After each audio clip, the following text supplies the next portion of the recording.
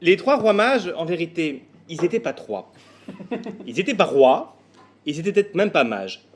C'est comme la belle alliance populaire, trois mots, trois mensonges. Je vais vous raconter leur histoire. Il était une fois un petit évangéliste. Il s'appelait Matthieu. Il avait un beau prénom bien français. Matthieu travaillait pour le fisc de Judée. Il collectait les impôts des Juifs pour le compte des Romains. S'il avait vécu en 1941, Matthieu aurait été en collabo. Et il n'aurait pas eu beaucoup d'amis.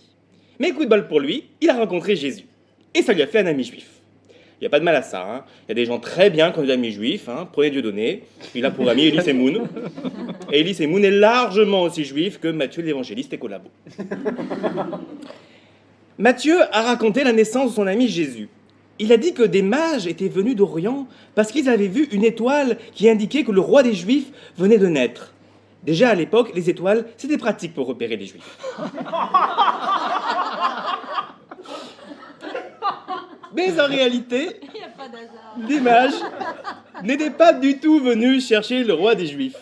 Ils étaient venus trouver Mithra, qui était leur sauveur à eux, dans leur croyance à eux de mages babyloniens. Le problème, c'est qu'ils se sont fait récupérer par le lobby juif. Et les Juifs leur ont dit « Mithra, Jésus, c'est pareil. » Et ils y ont cru, ces cons. Comme des mecs qui seraient partis à la recherche de Che Guevara, mais ne le trouvant pas, finiraient par adorer Montebourg. Matthieu l'évangéliste ne dit pas trop qui étaient ces mages, ni même combien ils étaient. Juste que c'était des mages d'Orient. Genre une bande de marins enchanteurs babyloniens. Ils portaient des chapeaux pointus, ainsi que de l'or, de la myrrhe et de l'encens. De l'or parce que Jésus était juif et aimait le fric. Oh. De la myrrhe aussi. Parce que, comme dit Bachar al-Assad, v'là du myrrhe, ça aide pour avoir un peuple martyr. De l'encens, enfin, parce qu'en sens, tout devient possible. Et aussi, on le sait peu, mais les mages ont mélangé la myrrhe avec de la ricorée et ont inventé la myrrhe ricorée. Publicité pour la myrrhe ricorée. Soleil vient de se lever, on est heureux de retrouver l'ami Ricoré.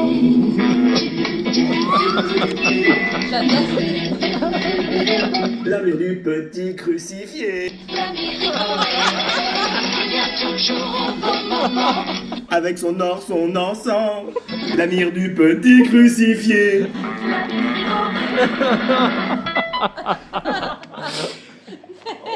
Merci. C'est un travail. Non, on voit pas du tout qu'il y a un montage. Super bien fait. À l'époque, la navigation en suivant les étoiles était un peu défaillante. Aussi, les mages se perdirent un peu et arrivèrent à Jérusalem. Là, ils trouvèrent Hérode, roi de Judée, et lui demandèrent « Hé mec, on cherche un bébé qui va devenir roi des Juifs !»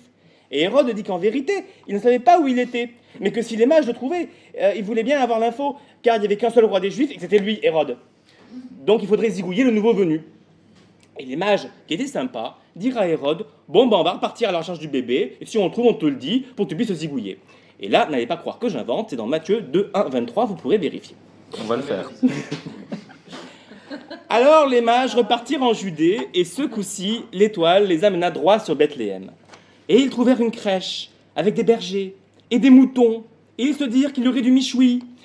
Et leur cœur fut empli de joie, bien qu'ils auraient préféré manger la dinde au marron.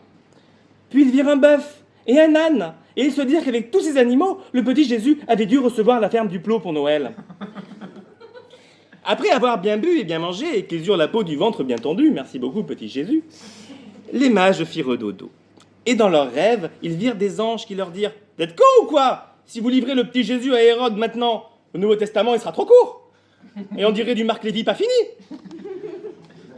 Et les mages se dirent qu'ils ne voulaient pas d'emmerde avec les anges, alors ils rentrèrent chez eux par un autre chemin, et on n'a jamais su s'ils étaient bien rentrés au final, et ils n'ont jamais rempli le commentaire Airbnb de la crèche. Hérode fut furieux d'apprendre que les mages l'avaient trahi. Alors, il décida qu'on tuerait tous les bébés de Judée, mais sans le dire aux médias, car Hérode ne voulait pas voir BHL rappliquer. Et il ne voulait pas non plus faire la une de Jérusalem Match, alors que son ministre des Finances, Brutus Macrontibus, aimait bien apparaître dans la presse vespasienne. Il n'avait pas encore inventé les caniveaux. Sur les photos dans la presse, il tenait la main à sa femme en toche de bain sur une plage de la mer Morte. La femme de Brutus Macrontibus était vieille comme Hérode. Il faut dire que Brutus Macrantibus était aussi gérontophile qu'exhibitionniste, aussi arriviste que traître. Il avait donc toutes les qualités requises pour incarner le nouvel espoir des marchands du temple de gauche. Sur ces entrefaites, un ange apparut à Joseph, le père de Jésus, et lui dit de se planquer en Égypte avec son bébé tant qu'Hérode serait vivant. Et ça tombait bien, car Hérode étant mort en -4 avant Jésus-Christ, il n'y aurait pas à attendre longtemps. La suite au prochain épisode.